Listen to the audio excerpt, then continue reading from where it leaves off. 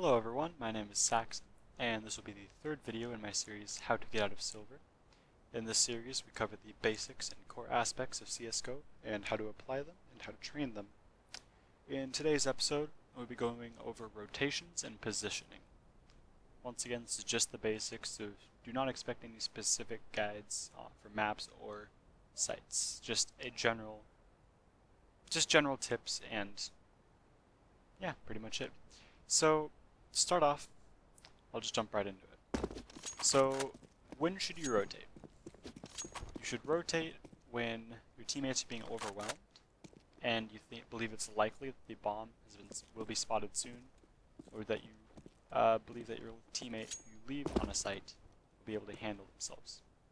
Say, once again, Mirage is a great map to use for examples of quite a few things. Say you're playing 2A, 1 mid, and then 2B. Your teammates on B are being rushed by Tech9s. Almost as soon as you see that, at least one person, either mid or the second person A, should come over if you see more than 2 people. Upon rotating, you have a choice. Do you want to jump out and expose yourself to the rush? Or do you want to stay in Palace, have a harder time shooting them, but have less of a chance of being one-tapped by a Tech9? Almost always the right decision will be to stay in Market, but one time you might want to expose yourself is if they're not quite pushed yet. If you're able to get over here, especially with the guy on Cat, and you can double peek, set up not really a crossfire because you can't both watch the exact same angle, but if you're able to divert attention on Cat, then you're probably going to be able to at least trade the kill, if not more. Another time you should rotate is if bomb has been spotted and they're pushing, or even if they aren't necessarily pushing, but bomb has been spotted in a spot that's close enough to the site that it would be a decent bit of time before they're able to rotate off. Say your teammate pushes Palace and dies.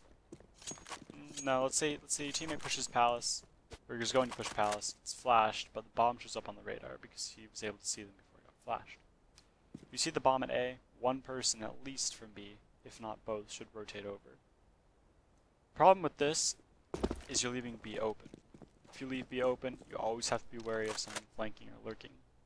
It's just, in general, you should always be aware of your surroundings, but leaving a site open doubles the need for that.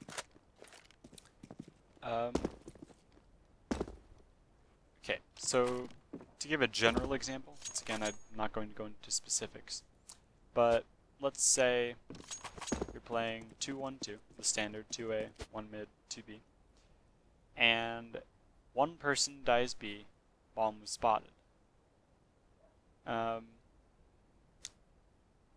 so you have two choices. Either one person from A rotates along with the mid person, or you all rotate.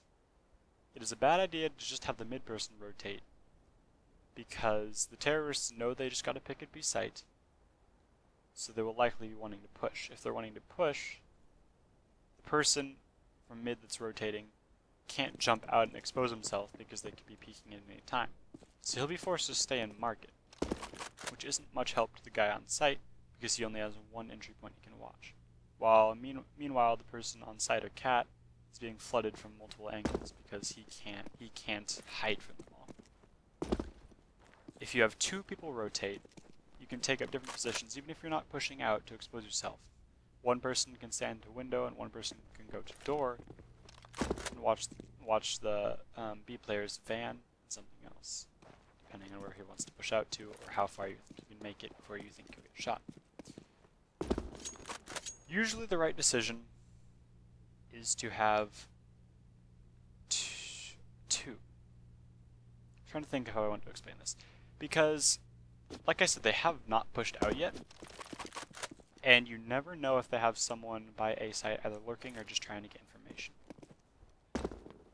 If their team is smart and they see an empty A site, they will not try to take the fight because you never know what can happen. It's CSGO. Anyone can hit a few insane shots and turn around a round. It's interesting to say. Having one person playing passively on a site just to get information, but also playing close to an easy entry point to B, so probably jungle is a good example, If they see someone or one or two people, or well, it's really anyone pushing out A, obviously they're going to call it. But if they're able to see bomb, they're going to back off immediately and wait for their team to play retake. If you decide to rotate all three people over, you cannot all go market. That is not an option. Having three people lined up leaves you very open to nades, spray downs, collats, any sort of thing that can deal large damage or kill more than one person. Not good. On top of that, if the terrorists know that you're all market, they only have one spot to worry about and have free reign of the rest of the map, which means one can go cat, possibly try to push and flank, or you can go cat if they plan for cat and just play time very hard. He knows where all of you are. He doesn't have to worry about watching apps, doesn't have to worry about watching cat. They know your market. The other deal with this is if they know where you are, it's just flat out easier fights for them. They don't normally, say you have one person coming cat, one person coming apps, and one person coming market.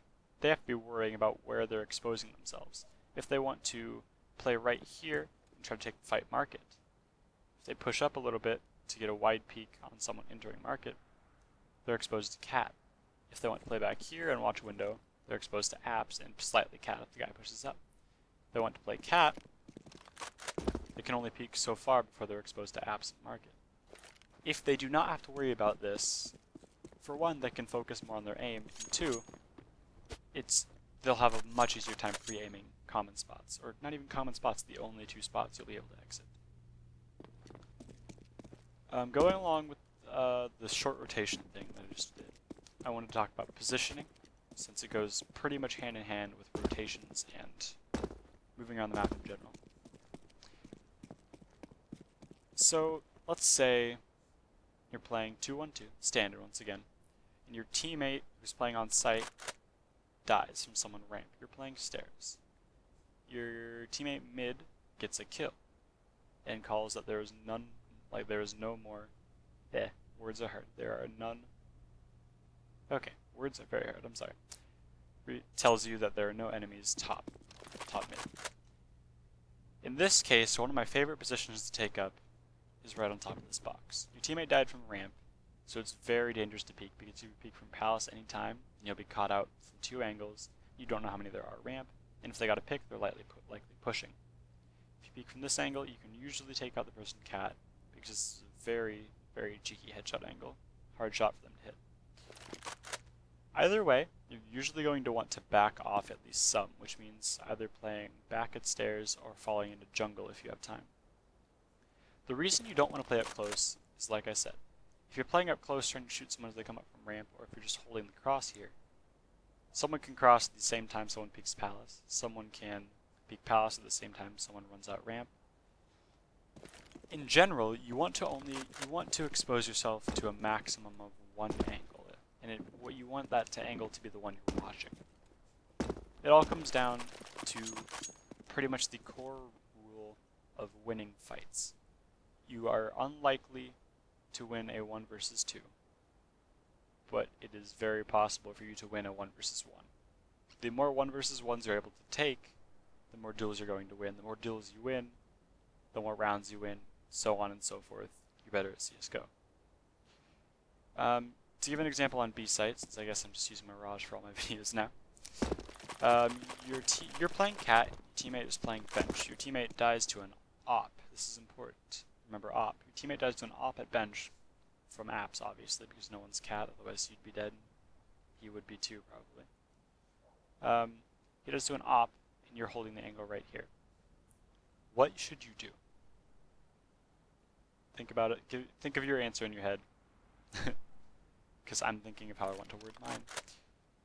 The opper, if you're on terrorist side, has a choice. If he killed the guy bench, he can either sit back and watch a market with the cross while his teammates push out, or he can go aggressive and try to clear cat or stare at sight in case he thinks there's one there. If he chooses to move it to cat, his teammates pushing out will likely be watching it too, so he'll be peeked by multiple people, one of which can kill you in an instant. If he chooses to watch the cross, he's able to react if you shoot at cat and peek with his teammates. If he's watching sight, it's a bit harder for him to bit harder for him to react in a timely manner, so you'll have an extra second. The thing is, you don't know what he's doing unless your teammate manages to see somehow in his death cam, which is very, very unlikely, just not going to happen. Your best bet here is to play safe and try to kill people as they exit onto site, either aiming up here or down low in case you think they're going to jump out the window. You do not want to be peeking the window because trading kills heavily favors the terrorists. It spreads the counter-terrorists out more, allowing them to take more 1v1s, and in turn win more rounds, win more games, so on and so forth. What I've been saying almost every video. I apologize if that's getting kind of old. In general, just my number one rule. I know some people don't agree with me. I can understand that. What I've found to work for me is, for positioning in general, exposing yourself to more than one angle is risky, but acceptable if it's less than 3. I mean 3 or less, if it's 3 or less. And you have information. Information part is hard. A lot of people would say no matter what, only expose yourself to one angle because anything can happen. Anyone can go anywhere. I agree with that. That is sound logic. But you have to think about it. At a certain point, some people expect you to play like that, and you need to throw them off. One thing that I like to do, even though I'm very, very exposed, is, especially if I'm on an eco, I hold this angle right here, the palace. When someone comes around the corner, yes, they're going to be pre-aiming, but they're likely going to be pre-aiming down, because they think there's going to be someone peeking in jungle, next to stairs, or on stairs. They're not going to be expecting someone to hold really close, staring straight through the crack. Yes, I'm exposed to A ramp, connector, jungle and CT, I guess you can say, but those are likely controlled by your team. But risk versus reward comes into play here. The risk is I die, and the terrorists are likely able to get the site. Reward is I'm able to get a kill, probably on an eco is when I'd hold this round. So on an eco I'm able to get a kill, maybe take a gun if I'm able to kill the next person in palace, or if there was only one. And I get information. The only time I'd play this angle is if I have a teammate on site. This is essential. I would never in my life play this angle if I didn't have a teammate who was able to at least look at ramp and tell me if they're pushing. If they start to push, I'll push palace or I'll move to the corner. If they start to push connector, my teammate will see, or the mid person will see and call, and I'll pretty much make the same decision. I just likely will not move up here.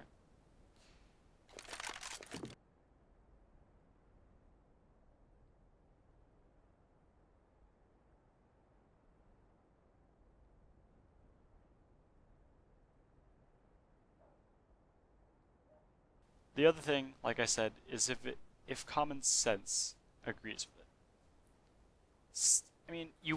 If they're pushing ramp and they're pushing palace and they're pushing connector, don't come up to CT and walk right here and try to peek ramp.